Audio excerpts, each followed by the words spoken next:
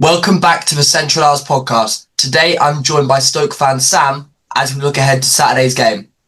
Stoke have had an incredible 10-year run in the Premier League, which included an FA Cup final, qualifying for Europe and multiple top 10 finishes. However, now being your 8th season outside the top flight, why do you think Stoke haven't been able to bounce back? Well, firstly, Dan, thank you very much for having me on today, mate. I think there has been so many issues, so many reasons why Stoke have struggled in the Championship ever since we got relegated, and I could honestly sit on here for hours on end and tell you all about them, but that will just bore you, especially, I'm sure the majority of you are QPR fans listening right now. But I think there has been issues with managers, there's been issues with recruitment, there's been issues behind the scenes, which I won't mention because I don't know all too much about them, but certainly on the field, there is pretty much 9 times out of 10, everything that could have gone wrong in the last 8 years has for Stoke. Other than this season, where things have finally started to turn around, and there is so much positivity at the club, and it's really nice to see. Yeah, I mean, Mark Robbins has done an incredible job. Why do you think that he's been able to do such a good job, whereas your managers in the past, Alex Neil and Nathan Jones, just to name a few, they obviously struggled at Stoke? It's a great question, and I'd love to be able to answer it and pinpoint a specific reason, but I honestly can't, because we've had some real decent managers at Championship level ever since we got relegated in 2018. We've had some real good sets of players. I mean, even I know you're a QPR fan, but you can admit the squads that Stoke have had over the years have been such underachieving ones for the calibre of it. So Mark Robbins has come in, and to be honest, what a great job he did at commentary. But I got stuck in so much of a rut as a Stoke fan, thinking every single manager who came to Stoke failed. I just thought it was going to be the same story, unfortunately, with Mark Robbins. So it is still, we're only halfway through this season, but everything he's done so far, everything he's implemented on and off the pitch has worked so well. And I love him. I absolutely love him. And so does every other Stoke fan. He's that steady head in a ship that was sinking quite miserably, and he's managed to claw it up from the depths of the oceans, and Stoke is sort of at sea level again, and it's really nice. Do you think, like you mentioned, Stoke, amazing season so far, you're just 1 point off playoffs now, going into what is obviously the most important half of the season. Do you believe Stoke can get playoffs?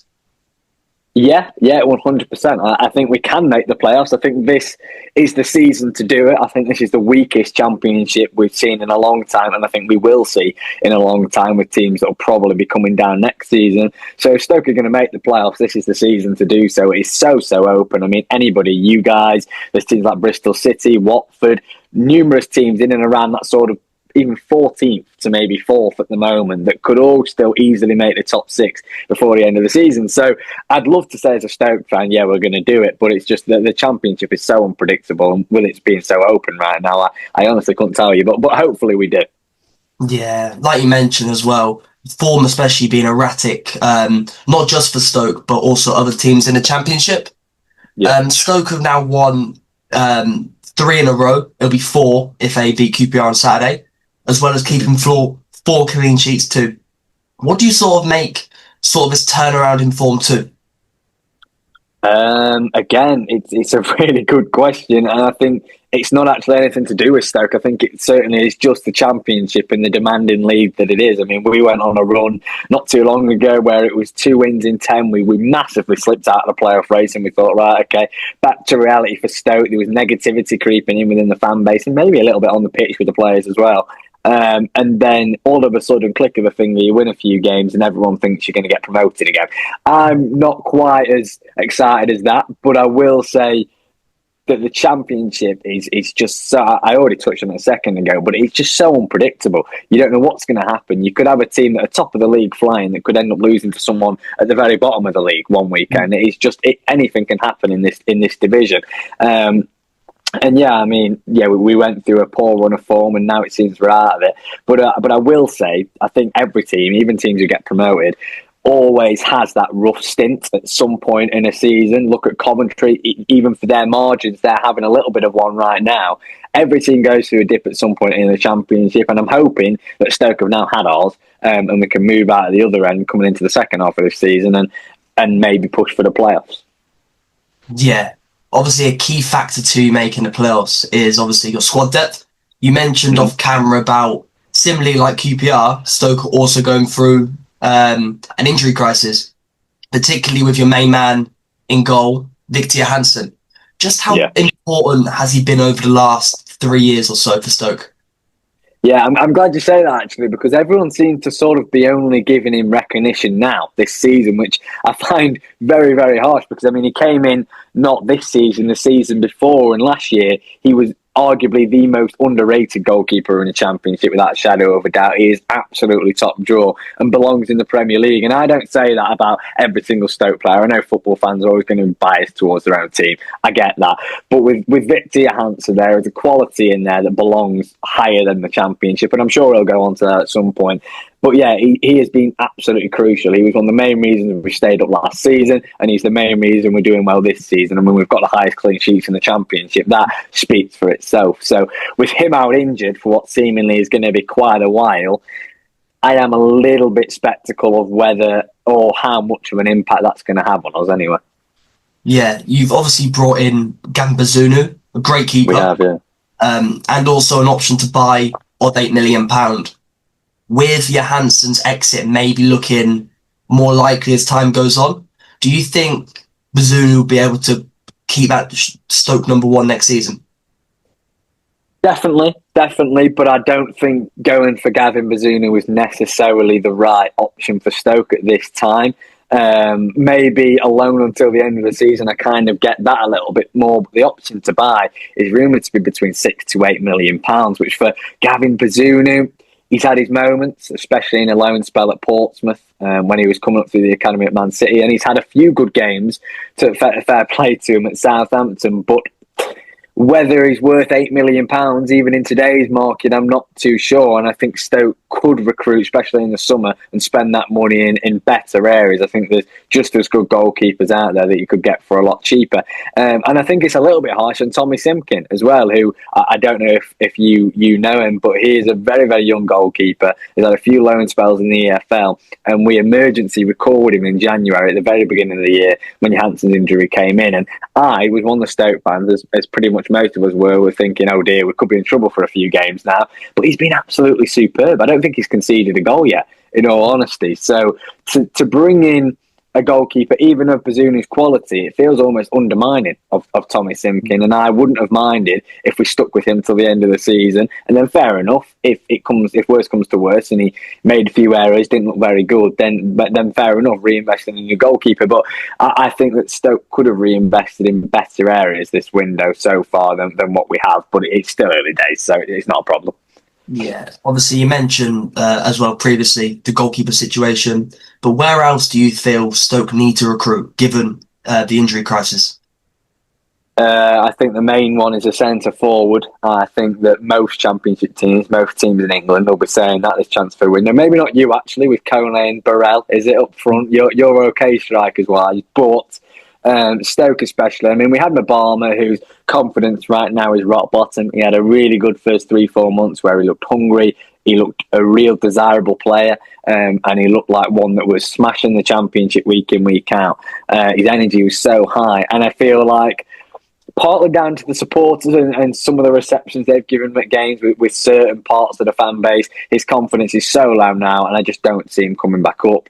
We've got Bosniak, who took ages to get off the mark in a Championship, finally did away at Hull 2 weeks ago, and now he's injured for about 3 months.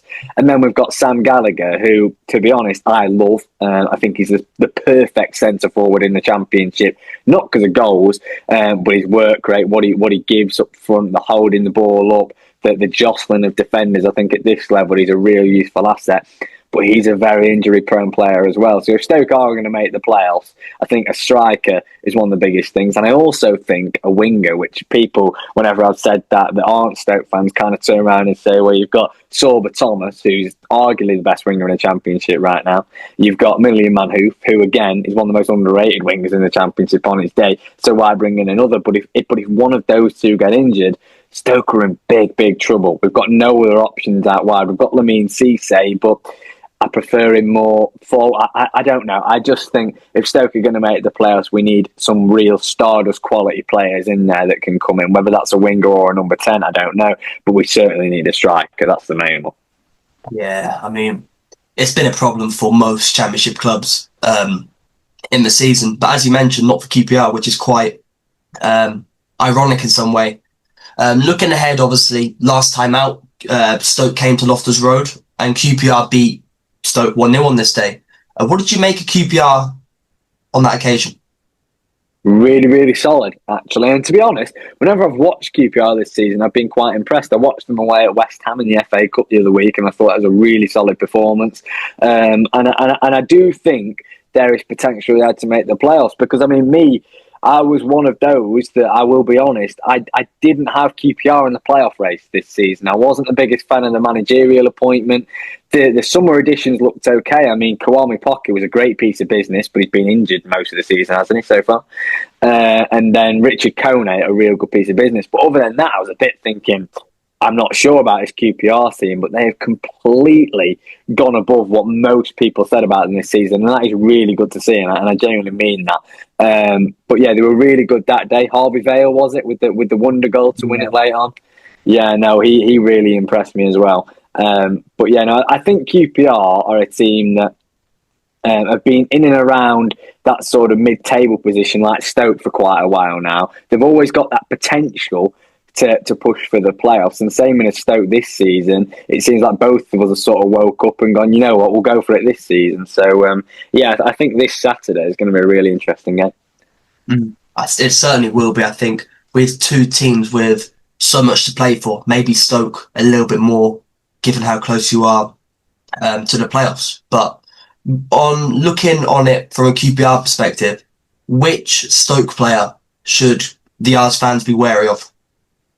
It's got to be Sorba Thomas. I mean, 15 goal contributions so far in the Championship. He's been absolutely nuts. What an addition he's been for only £2 million as well, which I'm sure we're going to recoup a lot of profit when we decide to move him on. But yeah, Sorba Thomas, certainly one of the most deadly, especially at the Bet365. He loves playing at home.